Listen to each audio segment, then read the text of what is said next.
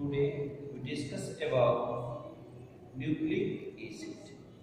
ठीक है, आज हम डिस्कस करेंगे किसके बारे में? Nucleic acid.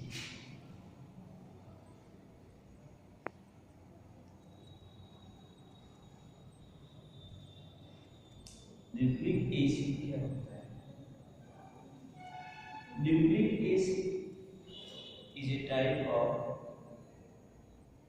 organic compound that is present in all living organisms, and it is composed of carbon, hydrogen, nitrogen, oxygen, sulfur and phosphoric acid यानी phosphorus.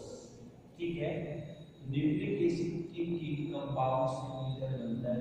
Carbon, hydrogen, oxygen, nitrogen, sulphur और साथ ही साथ किसका होता है?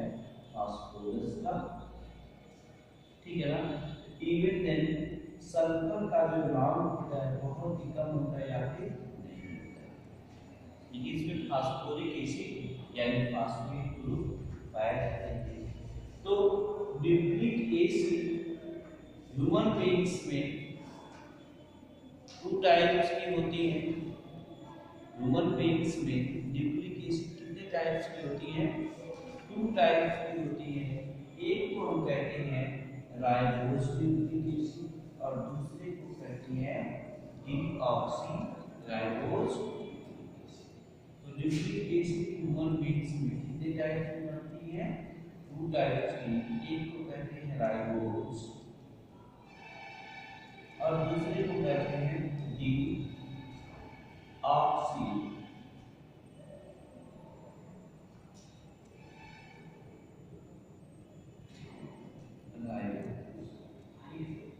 और all the nucleic acid is composed of nucleotides।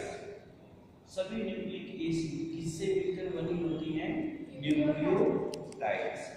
ठीक है, तो अब हम यहाँ पे कह सकते हैं nucleic acid are those compound which is made up of nucleotides. The polymer of nucleotides are called nucleic acid. तो हम यहाँ कह सकते हैं कि nucleic acid is the polymer of nucleotide. Nucleic acid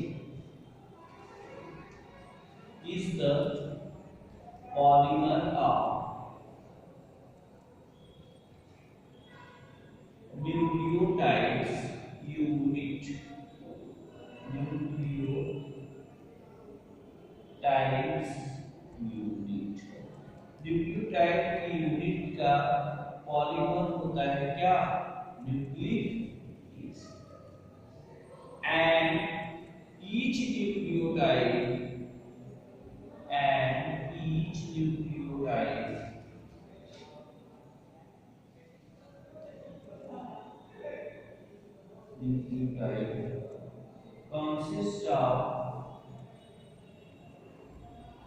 consists of following component।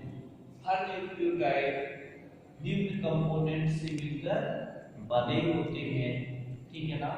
consist of following component।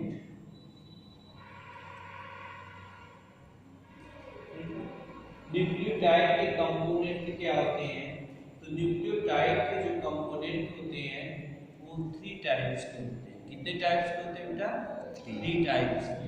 ठीक है, first है आपका नाइट्रोजनस बेस,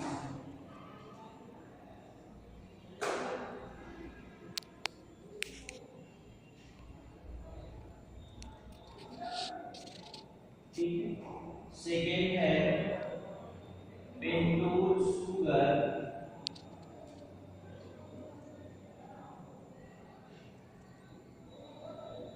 और थर्ड है phosphoric acid.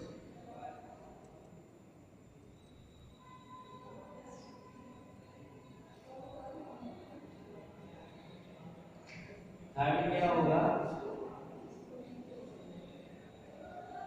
Phosphoric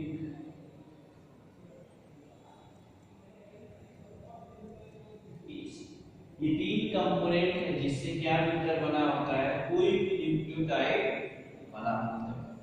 nitrogenous base इसीलिए nitrogenous base are special kinds of base that contain nitrogen atom. It is two types. Nitrogenous base कितने types के होते हैं? टू टाइप्स के होते हैं। नाइट्रोजनस बेस कितने टाइप? टू टाइप्स के होते हैं। एक को हम कहते हैं आगे की तरफ हम देखते हैं नाइट्रोजनस बेस कितने टाइप के होंगे? टू टाइप्स के होंगे।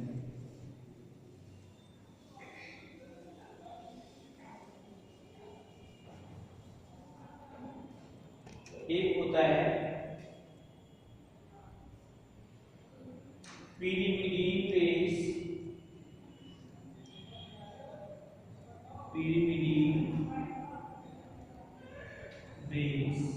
ठीक है। और pyrimidine base एक ऐसा होता है, इसको हम बता दें, pyrimidine नाइट्रोजनस बेस। ये क्या है? नाइट्रोजनस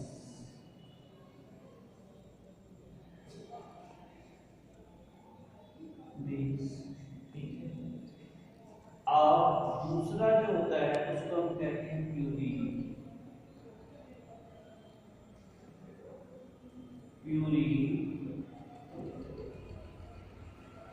नाइट्रोजनस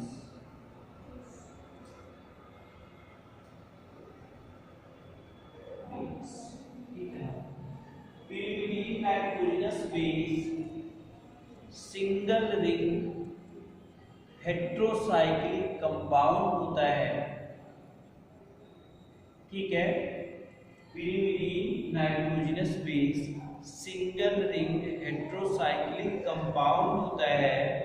उस सिंगल रिंग हेट्रोसाइक्लिक कंपाउंड में पहले और तीसरी पोजीशन पर नाइट्रोजन एटम पाए जाते हैं और ये मुख्य रूप से तीन प्रकार के होते हैं pyrimidine बेस। कौन कौन से होते हैं? पहला है एडिनिन, ठीक है। दूसरा क्या होगा? साइटोसिन,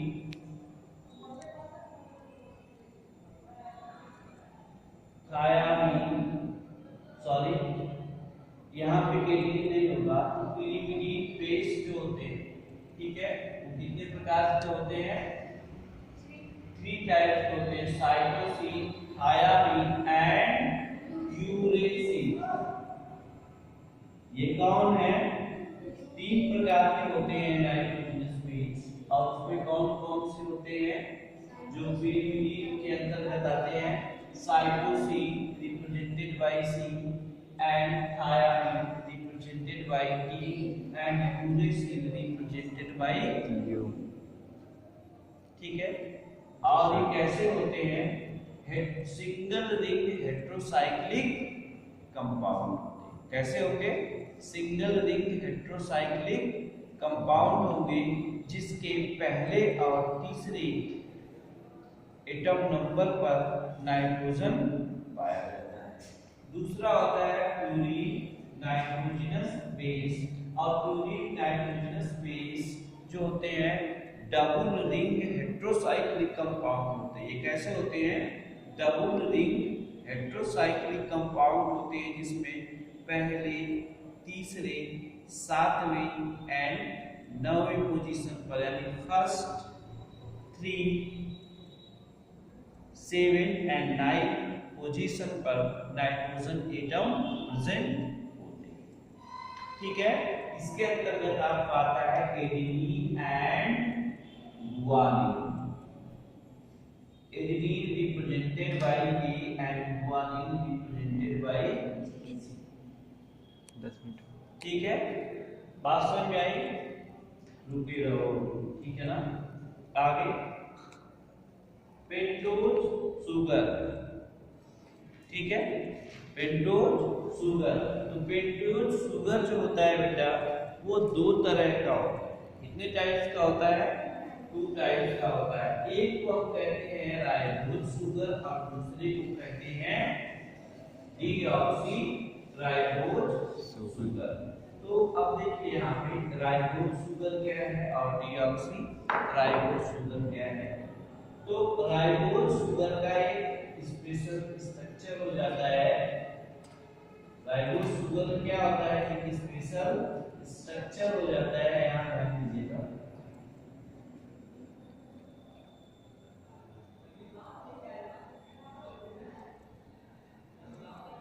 इसको हम कहते हैं राइबोज शुगर।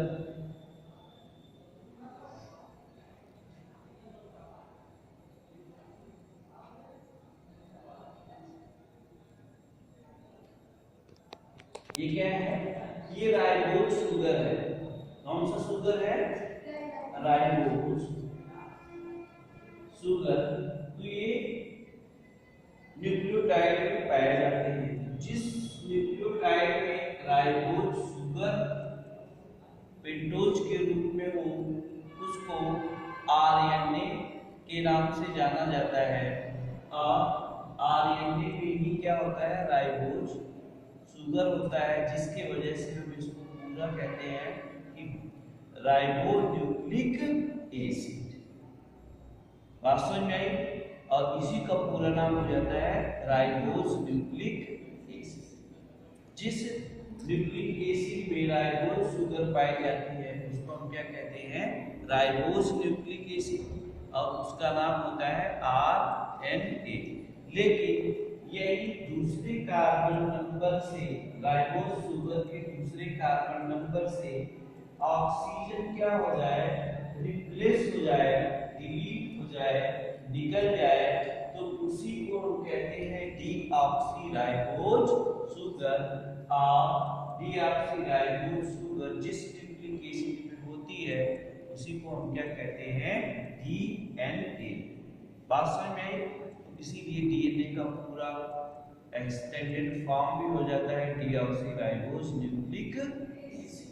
तो इस प्रकार से हम जाने कि जो पेंटोज शुगर है दो तरह की होती है, एक राइबोज और दूसरी deoxy ribose. And third component जो होते हैं उसको हम कहते हैं फास्फोरिक एसिड। ठीक है? तो फास्फोरिक एसिड न्यूक्लियोटाइड्स में वो इस प्रकार से होती है। फास्फोरिक एसिड का फार्मूला होता है H3PO4 नेगेटिव। तो इस प्रकार से इसका स्ट्रक्चर हो जाएगा, पी सेंटर में हो जाएगा। यहाँ पर OH ग्रुप लग जाएंगे, यहाँ पर OH होगा और यहाँ O होगा, डबल बॉन्ड नेगेटिव। और ये क्या हो जाएगा? इससे भी जुड़ा हुआ OH ग्रुप हो जाएगा। तो H3PO4।